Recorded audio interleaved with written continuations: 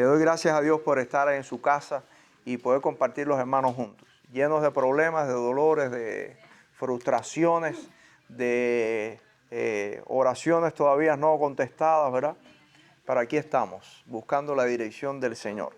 Y precisamente el tema que quiero compartir esta mañana está relacionado con nuestra vida diaria, enfrentando la vida real. Estamos hablando del liderazgo, las cosas que como hombres llamados, ¿verdad? Todos somos llamados. Usted como mujer, como hombre de Dios, ha sido llamado por el Señor a ejercer una influencia sobre otras personas. Pero vivimos en un mundo real y nosotros mismos estamos llenos de problemas y de cargas y de frustraciones en la vida que las tenemos que enfrentar. Es parte de nosotros, ¿verdad? Y hay que lidiar con ella. Ahorita cuando la hermana Anaí estaba hablando ahí, ¿verdad? En tiempo de oración, ese texto de la Biblia, porque yo os he amado, ¿verdad? Eso es suficiente. Qué bueno es entender el amor de Dios, ¿verdad? Cuando Dios le dijo eso a su pueblo, estaba el pueblo de Israel viviendo una de las etapas más críticas de su historia. ¿Verdad? Una etapa crítica. El viernes estuvimos hablando precisamente de Malaquías, parte de lo que la nación de Israel había estado viviendo, ¿verdad? Primero, 70 años de cautiverio. Después que salieron del cautiverio babilónico, Israel no se llevó las mejores experiencias. De hecho, adoptó todo el estilo de vida babilónico. Y cuando ya salieron al fin del cautiverio, no se acordaban de la ley, nada. La vida espiritual de ellos estaba perdida. Y fue en ese proceso de tiempo en el que Dios les dice, porque yo os he amado. Y les empieza a recordar cómo Él quiere que su pueblo viva, ¿verdad? Y esto es maravilloso. Y les animo, hermanos, a estudiar la Biblia. Ustedes saben por qué tenemos que estudiar la Biblia en estos días, porque están saliendo muchas doctrinas y teologías dentro del mundo cristiano que para mí están un poco complicadas. Por ejemplo, hay una teología ahora dentro del mundo cristiano que dice que Dios, es decir, el pensamiento que Dios no ama el pecado, pero ama al pecador. Hay gente ahora que está en una teología nueva que están rebatiendo ese pensamiento, que Dios ni ama el pecado ni ama al pecador. Mi pregunta es, si Dios no ama al pecador, ¿qué llevó a Cristo a la cruz? Normalmente está basada en algunos textos de los Salmos que dice que Dios no ama al impío. Pero los Salmos, hermanos míos, hay que aprender a estudiar la Biblia. Los Salmos son un libro muy difícil de interpretar porque no tienen un contexto sobre el cual uno hacer una teología. Por lo tanto, hay que estudiar poesía bíblica. Y usted a estas alturas no se va a dedicar, si usted no se aprendió la poesía que le dieron en la escuela, mucho menos la poesía hebrea. Pero la Biblia tiene poesía y muchas cosas están escritas en poesía y hay que entender qué significó eso, porque los salmos no tienen un contexto como los demás libros. Y a mi mente salta la pregunta, si Dios no amó al pecador, ¿qué llevó a Cristo a la cruz? ¿La justicia? Si la justicia fue lo que llevó a Cristo a la cruz, créanme que todos nosotros estuviéramos muertos. Porque Dios hubiera aplicado la justicia, que era lo que correspondía, y hubiera aniquilado a la humanidad. Porque ni siquiera era justo que Cristo muriera, no tenía que hacerlo. Porque la justicia de Dios, mire, la justicia de Dios es implacable. Porque es santa, justicia santa. Pero usted sabe qué equipara la justicia, el amor. La justicia es lo que pone el amor de Dios, es decir, el amor es lo que pone el carácter de Dios en un equilibrio entre justicia, santidad y amor. Por eso Dios en todos sus atributos, ningún atributo anula otro atributo, pone a Dios en el equilibrio. Por eso en teología eso se le llama la paradoja de Dios. Es justo y santo, tiene que aplicar justicia, pero en su amor es el amor en lo que pone la justicia en un equilibrio. Si Dios no amó al pecador y estamos conscientes que lo que Dios odia es que el hombre vive en pecado. Dios no quiere que ninguno de nosotros, ningún ser humano, eso Dios odia eso, el pecado y al hombre viviendo en esa condición. Pero habría que quitar de la Biblia Juan 3:16, porque de tal manera amó Dios al mundo que envió a su Hijo a la cruz. Y habría que quitar de la Biblia Romanos 5:8. que dice, mas Dios muestra su amor para con nosotros en que siendo aún pecadores, Cristo muere por nosotros. Cristo no murió cuando usted decidió cambiar. Cristo murió para que usted pudiera cambiar. Esa es la teología de la Biblia. Entonces el amor al pecador vino primero para mostrarle a Dios. El amor está en que Dios, siendo justo, pudo haber aniquilado a la humanidad, pero el amor está en que no aplicó la justicia, sino el amor, la gracia. Y se le aplicaron a Cristo la justicia. Murió por nosotros. Cristo canalizó la justicia de Dios por amor a nosotros. Ahora está claro que Dios no nos ama, no ama la condición de que vivamos en pecado. O sea, no importa, usted puede seguir viviendo en pecado. No, eso no. Es precisamente para que nosotros cambiemos la condición de pecador y vivamos en santidad. Nos abrió un camino nuevo. En eso consiste el amor, ¿verdad? El amor no es amor porque tolera el pecado. Tengamos cuidado también con ese pensamiento moderno de que el amor lo tolera todo. La tolerancia hacia todo. No, porque Dios es amor y porque Dios es amor tenemos que admitir toda clase de pecado. No, eso no es amor. Eso tampoco es amor, porque el amor de Dios es santo y exige un cambio, ¿verdad? Exige un cambio. Entonces, eso es la manera en la que Dios actúa en nuestra vida. Nos amó para cambiarnos y nos exige en su amor ahora vivir en santidad, una vida nueva, ¿verdad? El amor nos lleva a esa transformación. Hermanos míos, por eso es tan importante estudiar la palabra de Dios. Estudia la palabra. Exhortamos a los hombres que se compraran una Biblia, la compartían en el chat de los hombres, para aprender a estudiar la Biblia. Una Biblia que no es comentada, pero es una Biblia que te enseña un método de estudio bíblico, un método de estudio inductivo.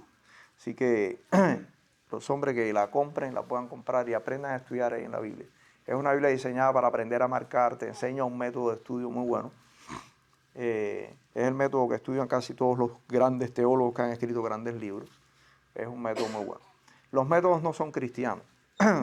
Los métodos nacen en una época, pero son muy útiles a la hora de aplicar en la Biblia, ¿verdad? A la hora de aplicar el estudio son cosas útiles. Así que aproveche y hágalo.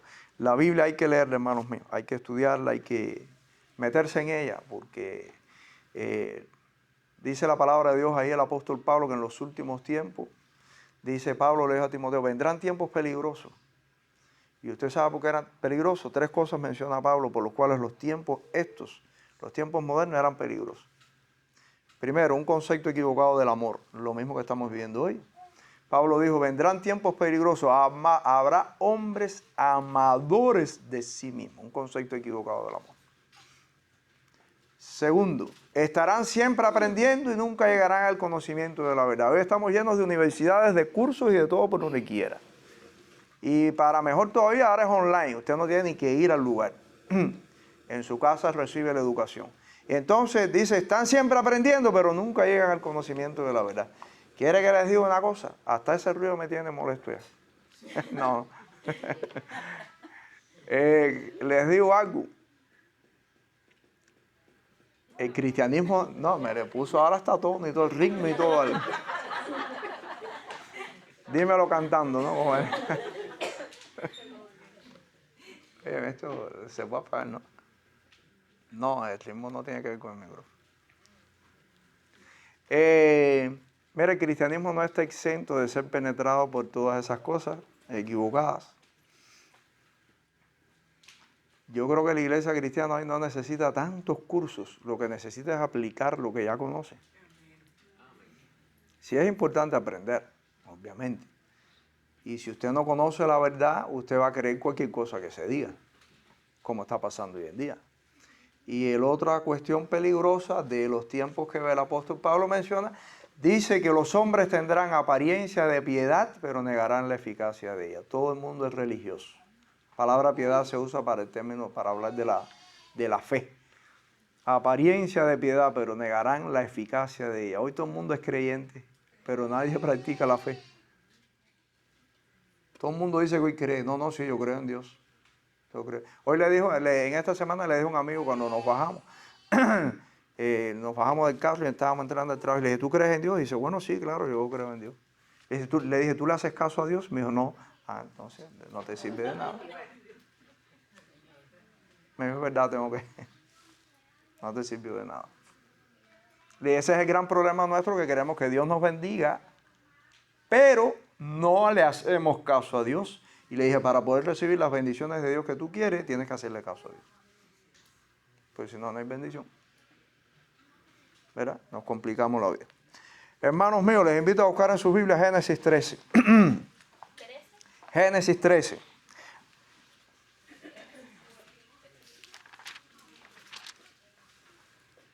Génesis capítulo 13. 13, 1, 3. Génesis capítulo 13. Si fuera 3 horas sería 3, pero es 13.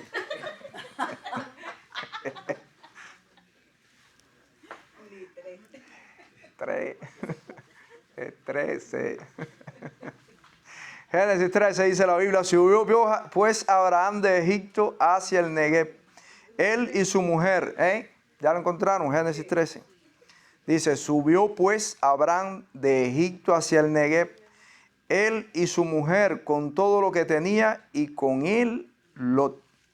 Y Abraham era riquísimo en ganado, en plata y en oro, y volvió por sus jornadas desde el Negev hacia Betel, hasta el lugar donde había estado antes su tienda entre Betel y Ahí, al lugar del altar que había hecho allí antes, e invocó allí Abraham el nombre de Jehová. También Lot, que andaba con Abraham, tenía ovejas, vacas y tiendas, y la tierra no era suficiente para que habitasen juntos, pues sus posesiones eran muchas y no podían morar en un mismo lugar.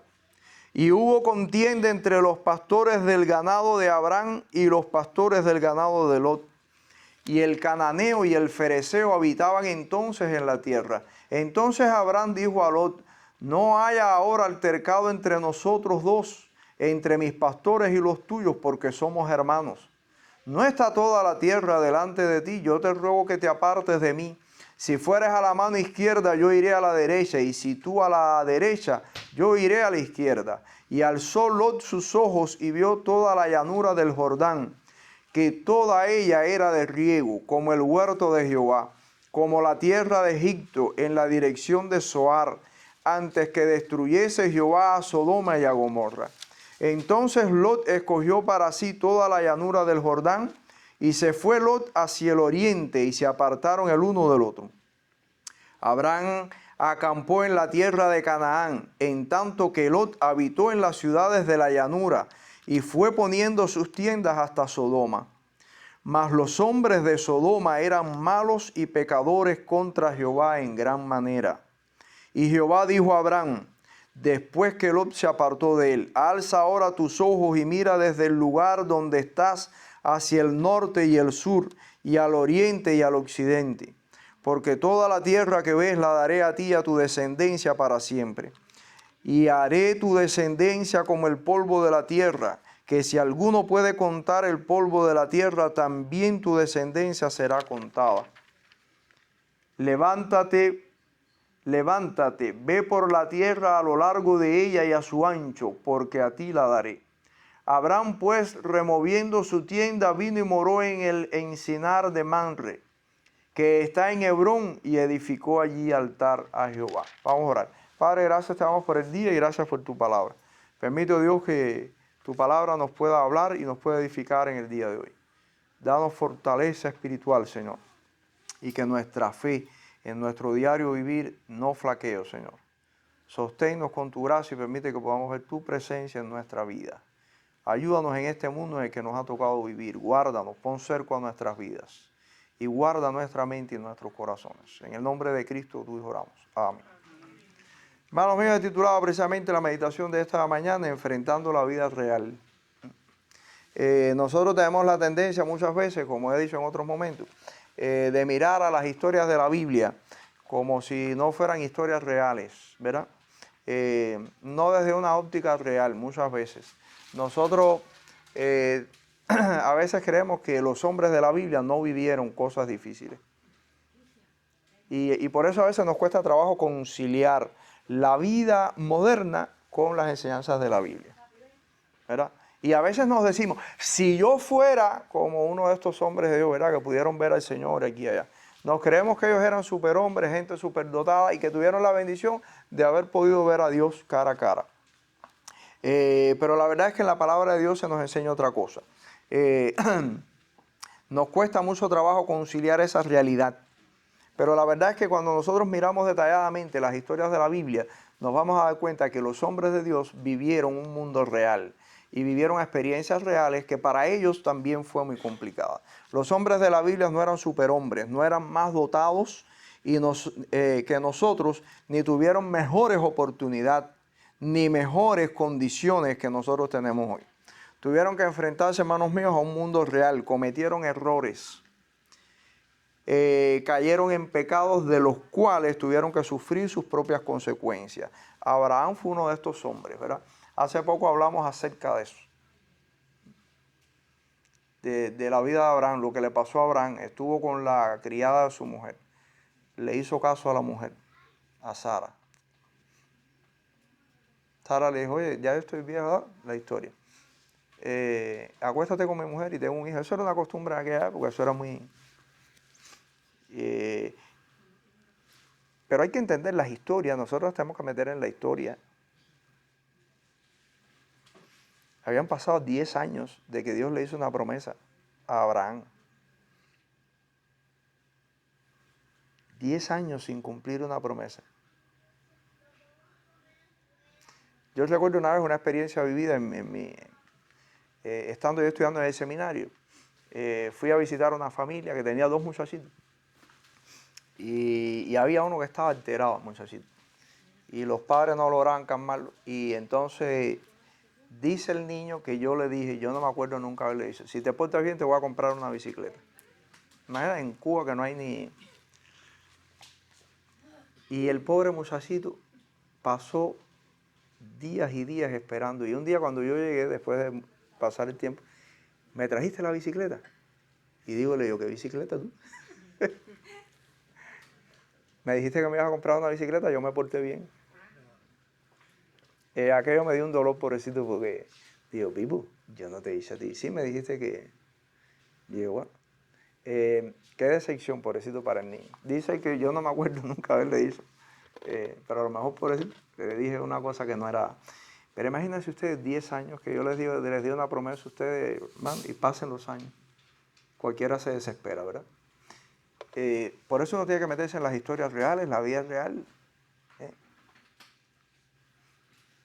Que ustedes, los muchachos aquí, vayan a enamorar a una muchacha y le digan, de aquí a 10 años nos vamos a casar.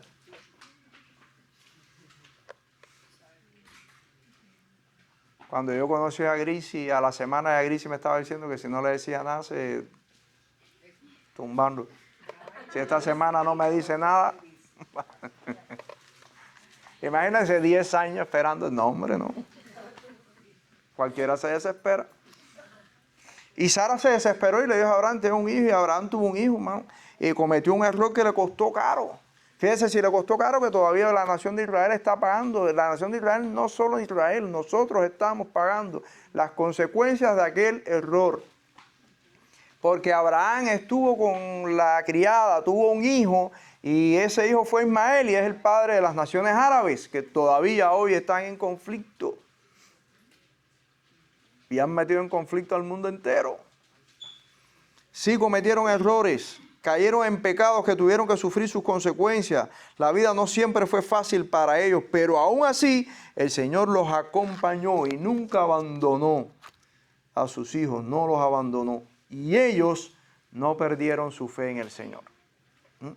Eso es real. Si miramos la vida de Abraham, vamos a aprender varias cosas de la vida de este hombre de fe, de este hombre de Dios. 3 cosas que nosotros podemos aprender de la vida de Abraham. Lo primero es que un líder o un hombre de Dios aprende en un mundo real. Los hombres de Dios, los hijos de Dios, aprendemos en este mundo real en el que nosotros vivimos. La fe de Abraham creció allí. El liderazgo, hermanos, se aprende en un mundo real. El mundo es una escuela. En segundo lugar, aprendemos que el mundo es una escuela de aprendizaje que nos prepara para la madurez. Y en tercer lugar, Dios no nos abandona. Dios es fiel, ¿verdad? Dios es fiel. Esas son tres cosas que aprendemos de la vida de Abraham. Por lo tanto, un principio que nosotros podemos extraer de esta lectura de la palabra de Dios de Génesis 13 es que Dios usa todas las circunstancias de tu vida para moldear tu carácter y hacer de ti un hombre de fe. Tendemos a desanimarnos cuando pasamos por momentos difíciles, ¿verdad? Cuando atravesamos por circunstancias difíciles, dolorosas, cuestionamos a Dios o abandonamos la fe. Y nos preguntamos, ¿por qué me pasó a mí? ¿Por qué no le pudo pasar a otro, Señor? ¿Verdad? Cuando vemos a nuestros hijos perdidos o cuando nosotros tenemos un pasado convulso o cuando nuestros padres no nos dieron lo que nos hubiera gustado tener, nuestros padres se equivocan también. Cuando vivimos todas esas cosas, tendemos a culpar a Dios y abandonamos la fe. Hermanos míos, en esta mañana no haga eso. No abandone la fe, aun cuando usted no entienda por qué la vida suya ha sido tan compleja. Es verdad que no todo el mundo nos ha tocado vivir lo mismo. Pero una cosa sí aprendemos. En primer lugar, es que el liderazgo cristiano se aprende en un mundo real. A veces hay cristianos que me han dicho, pastor, qué bueno sería que todos fuéramos cristianos y hacer una ciudad de cristianos. Y eso sería lindísimo, pero eso no está en el plan de Dios. ¿Usted sabe por qué? Porque nos convertiríamos en un grupo de personas aisladas, encerradas en un mundo solitario por allá y el mundo por aquí perdiéndose. Y Dios nos llamó a usted y a mí para estar metidos en la candela.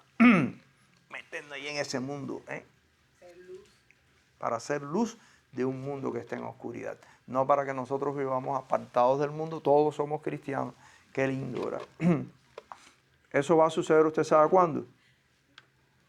Va a suceder. ¿Pero usted sabe cuándo va a suceder? Cuando Cristo venga. Por lo tanto, tenemos que estar aquí.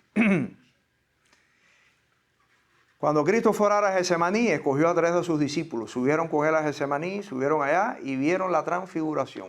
Lindísimo la transfiguración. Estaba tan lindo que Pedro se quedó extasiado. Estaba tan extasiado que Pedro quería armar ahí tremenda borrachera. Señor, qué bueno que nosotros pongamos aquí una viña y empecemos aquí. Esto es una fiesta. Sacamos la bebida y nos sentamos aquí los 3 y...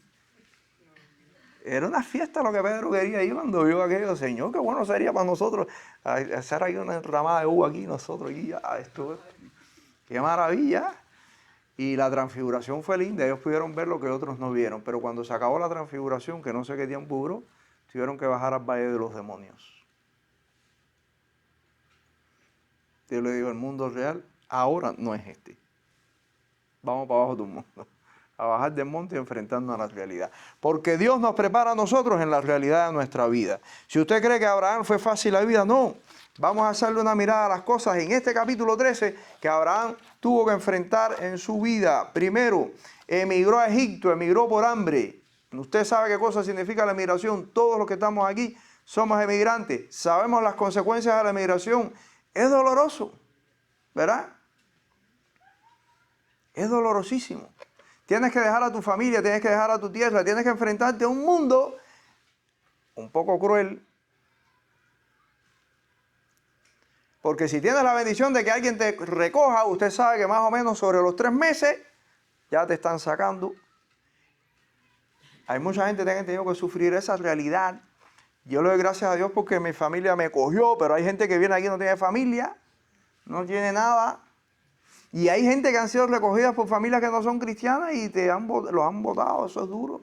La emigración es muy dura, los que tuvieron que venir emigrando. Pero aun cuando usted fue bien recogido y le puede dar gracias a Dios por eso, tiene que enfrentarse a la realidad que usted no va a tener trabajo momentáneamente, de que esperar un permiso de trabajo es difícil, de que te tienes que enfrentar a lo mejor a un trabajo que no es lo que tú te gusta hacer ni lo que has tenido que hacer en tu vida. Y has tenido que aprender cosas nuevas y cosas nuevas duras. Tienes que enfrentarte a un mundo real, un mundo donde la gente que está contigo hace cualquier cosa para sacarte a ti para ponerse ellos. Dice la Biblia que Abraham salió de Egipto, emigró. Tuvo que emigrar a Egipto y de Egipto tuvo que salir. Gracias a Dios, dice la Biblia, que Abraham salió enriquecido con muchas cosas. Pero la riqueza le trajo conflictos. Se tuvo que enfrentar a su sobrino Lot. Dice la Biblia, Génesis capítulo 3, los versículos 5 al 7. También Lot, que andaba con Abraham, tenía ovejas, vacas y tiendas. Y la tierra no era suficiente para que habitasen juntos, pues sus posesiones eran muchas y no podían morar en un mismo lugar. Y hubo contiendas entre los pastores del ganado de Abraham y los pastores de Lot. Conflictos familiares. ¿Y qué trajo el conflicto familiar? Mira, hasta aquí llegamos. Coge tú por tu lado, yo por el mío. Esas historias las leemos fáciles, pero no son fáciles vivirlas. No son fáciles. Yo he conocido personas aquí que tristemente han tenido que vivir en la calle. Eso es duro. Expulsados por sus familias o les han hecho promesas, han venido y cuando han llegado aquí, cero promesa. Y no tienen a nadie y han tenido que vivir en la calle. Qué triste, ¿verdad? Abraham tuvo que separarse de su sobrino. Estamos aquí, somos familia. Nosotros somos hermanos, ¿cómo vamos a estar fajándonos nosotros? ¿Verdad? Qué tremenda escena. La escasez de recursos. Se tuvo que enfrentar a ese conflicto. Dice que no había espacio para los dos. Y convivió Abraham entre los cananeos y los fereceos. El detalle que la Biblia pone no es por pura casualidad. Dice, y el cananeo y el fereceo habitaban entonces en la tierra. Y mire que sinvergüenza salió Lot, que Abraham recoge a su sobrino, lo defiende, lo cuida, bam, bam, bam. Y cuando hay conflicto, porque los dos han prosperado, gracias a Dios, mira, nos tenemos que separar. Abraham le dijo que Abraham era un anciano, a su sobrino. Le dijo, mira, escoge la parte de la tierra que más te guste y vete por ahí. Y yo me voy para el otro lado. Si te vas a la derecha, me voy a la izquierda. Si te vas a la izquierda, me voy a la derecha. Y luego su sobrino ni siquiera tuvo la ética de decirle, no, tío, elige tú, que tú eres el... Él escogió las cosas lindas. Él escogió, dice que miró la tierra, la llanura, bárbaro, qué lindo está esto. Y aprendemos una lección. No siempre las elecciones bonitas son las mejores. Él miró la parte linda que tenía a sus ojos. Y la Biblia vuelve a tocar el tema. Dice, pero Lot se acercó a la tierra de Sodoma y extendió sus tiendas hasta Sodoma. Wow, qué clase de peligro se estaba metiendo. Y Abraham el pobre dijo, ok, tú te vas para allá, voy para allá. Y Abraham el pobre tuvo que mirar a las espaldas al otro lado, una pila de montaña llena de piedra.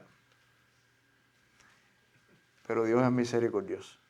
Dice, después que Lot y Abraham se separaron, Dios apareció y le dijo a Abraham, mira toda la tierra que está delante de ti. Dijo, no te preocupes, toda esa tierra te la daré y serás próspero en ella. Y verá, mire, hay decisiones que nos parecen a veces en nuestra vida que, me tocó lo malo. Si Dios se fue contigo, te tocó lo mejor. Si te tocó vivir en una montaña de piedra, pero Dios fue ahí, créeme que la montaña de piedra va a dar fruto para que usted viva ahí. No siempre las elecciones bonitas son las mejores. Lot escogió supuestamente lo mejor y se enredó en el mundo. ¿Verdad? Nosotros conocemos la historia de Sodoma y Gomorra y si usted quiere investigue sobre la historia de Sodoma y Gomorra, cuán compleja es. Sodoma y Gomorra era lo que en la actualidad vendría siendo hoy una gran nación poderosa, mucha tecnología y desarrollo. Había de todo. Pero la vida en Sodoma era candela. Había libertades para todo. Libertades para todo. Era un mundo complejo. Sodoma. Pero Abraham tuvo que enfrentarse a un mundo real, igual que nosotros.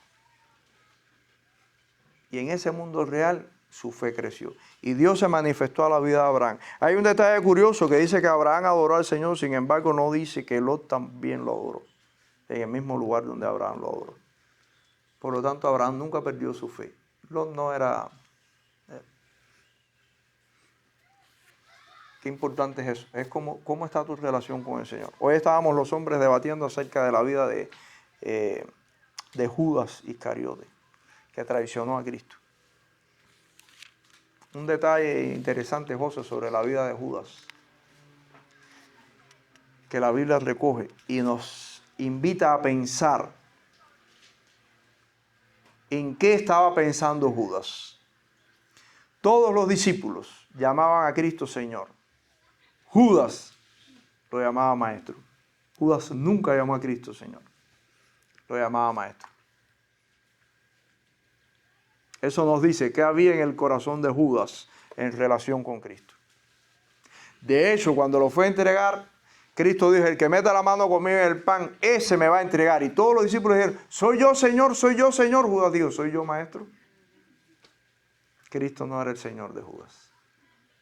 Judas lo había determinado así. Cristo no es mi Señor. Es el que me enseña, es mi maestro. Dice muchas cosas lindas, pero no había llegado a su corazón. No es de extrañarnos que lo hubiera traicionado. No representaba nada para él. Mira. Abraham, dice la Biblia, donde quiera que llegaba, hacía un altar y allí adoraba al Señor. Lot no lo hacía.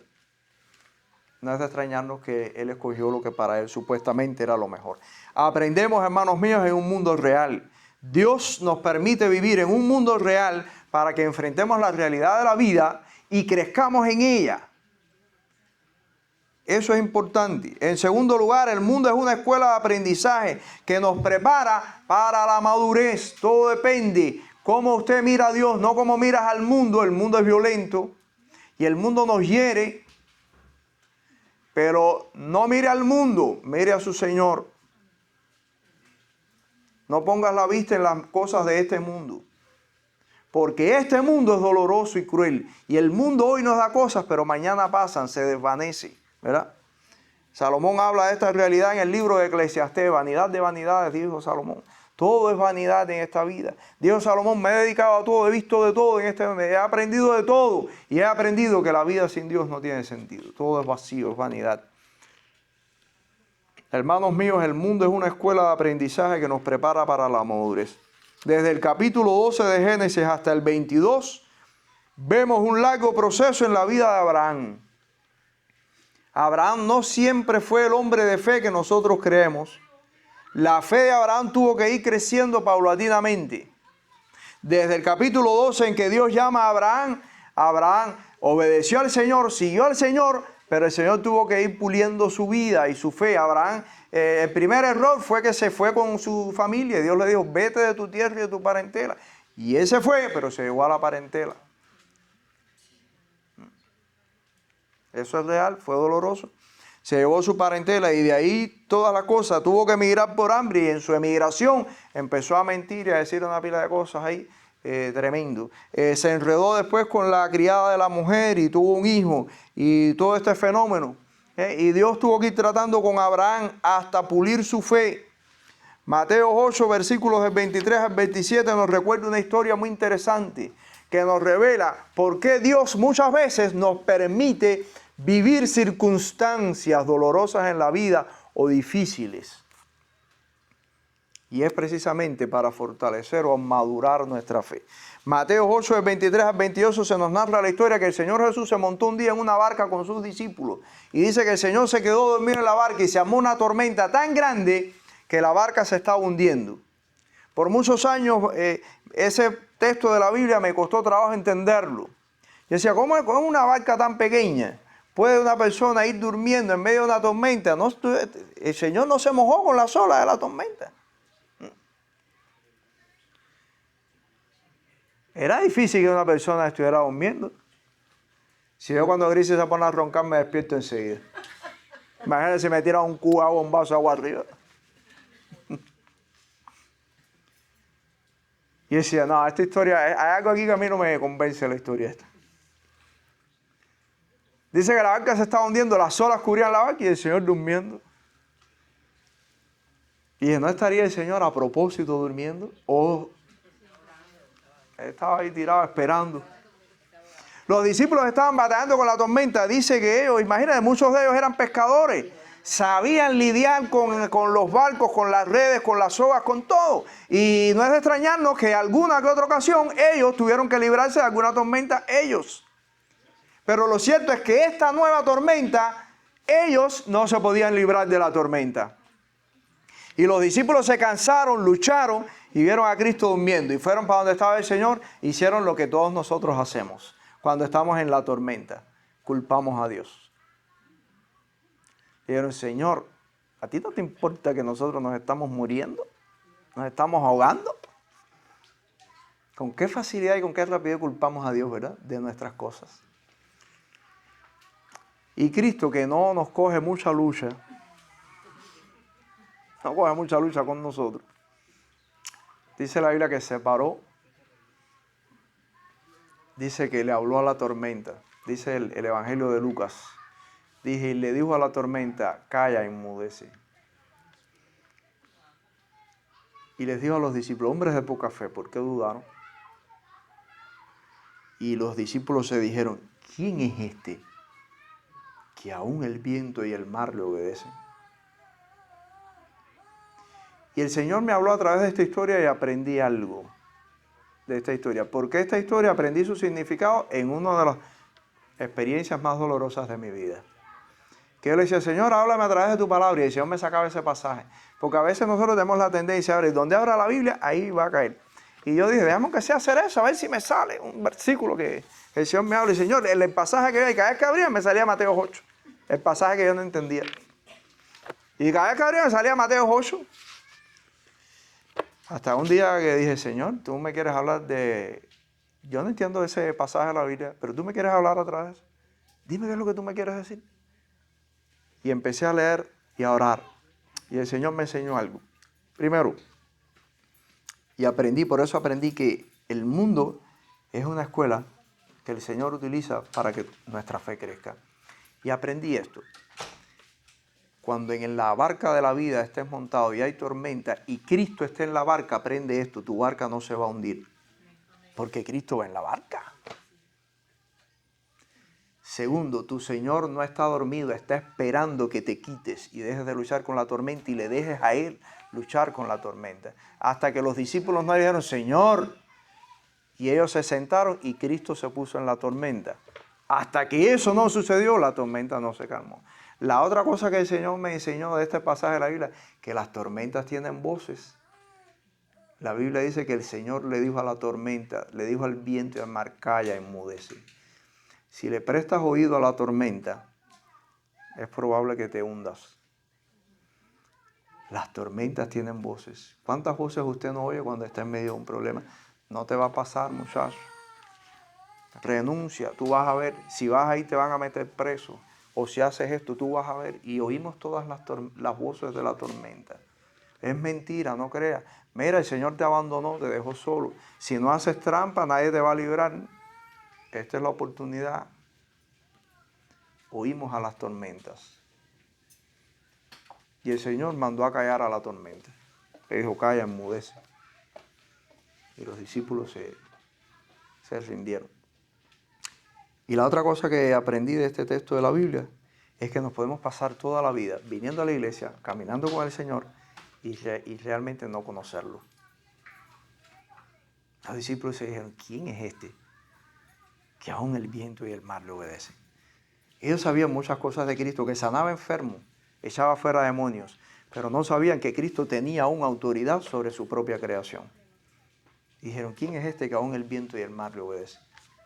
Y usted sabe lo que pasa cuando usted logra confiar en Jesús, poner su vida en las manos del Señor, que va a llegar a la otra orilla seguro. Va a llegar al otro lado, de donde usted salió, va a llegar al otro lado. Y dice la Biblia que hubo una gran paz tremenda y llegaron al otro lado y ahí se bajaron y siguió la... Pero aprendieron una lección de fe.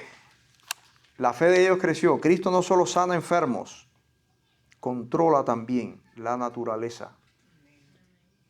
Y eso ellos tuvieron que aprenderlo. ¿Dónde? En la tormenta.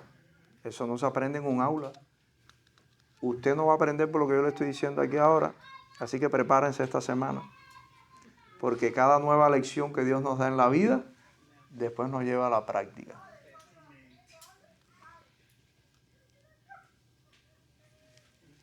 porque la vida cristiana es vida práctica, no es teoría. Por supuesto, no me van a echar las culpas después. Pastor, por culpa suya estoy metido en esta tormenta. Y por último, hermanos míos, Dios no nos abandona, Él es fiel. Versos 14 y 18, del 18 dice la palabra de Dios, Génesis 13.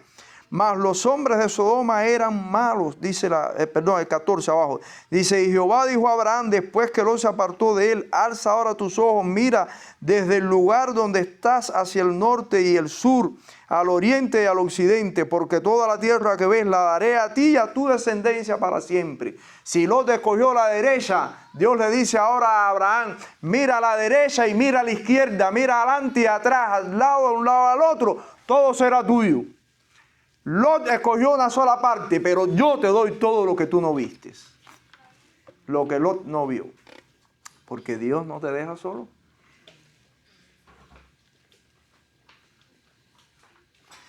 Hermanos míos, creo que hay personas y cosas que Dios las quita de nuestra vida porque son un freno para la fe. La Biblia dice que hasta que Lot no se fue de su lado. Dice la Biblia, después de que Lot se apartó de Abraham, el Señor le dijo a Abraham. Dios no dejó solo a Abraham ni sin provisiones. No dejes de adorar a Dios. Dice el versículo 18, el último pasaje. Después de que Abraham terminó de hablar con Dios, dice, y edificó allí altar a Jehová. No dejes, hermanos míos, que las pruebas de la vida te roben la fe, ni tu relación con el Señor. No lo permitas de ninguna manera. Acuérdate de esto. Dios usa las circunstancias de la vida, lo que estás viviendo, para que tu fe crezca, ¿verdad? Para que puedas madurar en la fe. Dios necesita hombres maduros en la fe. Dios necesita hombres con madurez.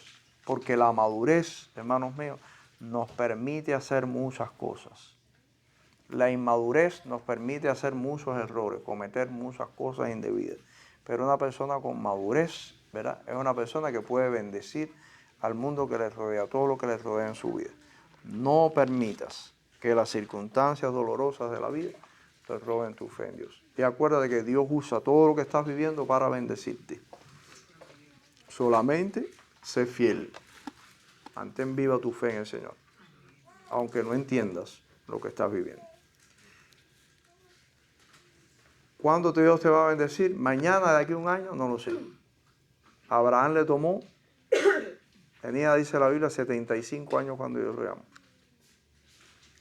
La fe de Abraham no maduró hasta 25 años tenía Abraham, ¿no?, cuando nació Isaac. ¿Sí? 25 años, 75 a 100, 25. Y Abraham fue a sacrificar a Isaac cuando Isaac tenía más o menos 17 años. Así que estamos hablando de, 40 y pico de años pasaron. 40 y pico de años. Mire, nos puede tomar años poder verla. Pero una cosa es cierta. Dios nunca abandonó a Abraham. Le mostró que él estaba con él. Y Dios bendijo a Abraham. Y mire, les voy a ser honesto. No siempre vemos las bendiciones de Dios en nuestra vida. Otros las van a disfrutar. Una cosa que un cristiano tiene que meterse en la mente no es solo qué voy a recibir yo, sino qué le voy a dejar a otros o qué Dios le va a dejar a mis hijos y a mis nietos después de mí. Porque a lo mejor Dios te está usando para bendecir a tu familia. No solamente a ti, porque a veces pensamos la bendición mía para mí. Y creemos que la bendición es una casa buena, una casa y voy a ver a todos mis hijos estudiando en la universidad, y bla, bla, bla. No solo es para ti, es para los que están a tu alrededor también. Abraham no vio la promesa cumplida. No la vio. Abraham no vio la multitud. Dios le dijo, tu descendencia será como la arena del mar. Abraham no vio eso. Abraham nada más que vio a Isaac, uno solo. Pero no perdió su fe. Y hoy nosotros hemos sido bendecidos gracias a la fe de Abraham. ¿verdad? A lo mejor no lo ves tú, pero mantente firme, porque lo verán a lo mejor tus hijos, o lo verán tus nietos, o tus vecinos, quién sabe cuánta gente puede ser bendecida por tu fidelidad, ¿verdad?